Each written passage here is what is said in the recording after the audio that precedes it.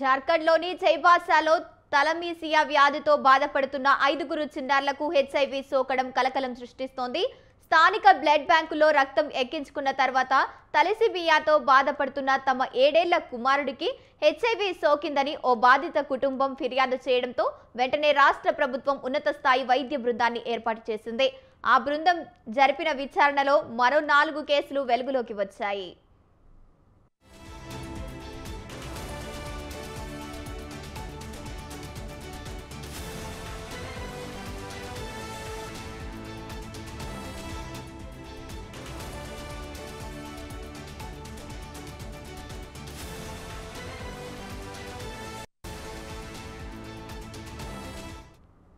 వైద్యుల బృందానికి నేతృత్వం వహిస్తున్న డాక్టర్ దినేష్ కుమార్ సదర్ ఆసుపత్రిలోని బ్లడ్ బ్యాంకును సందర్శించారు.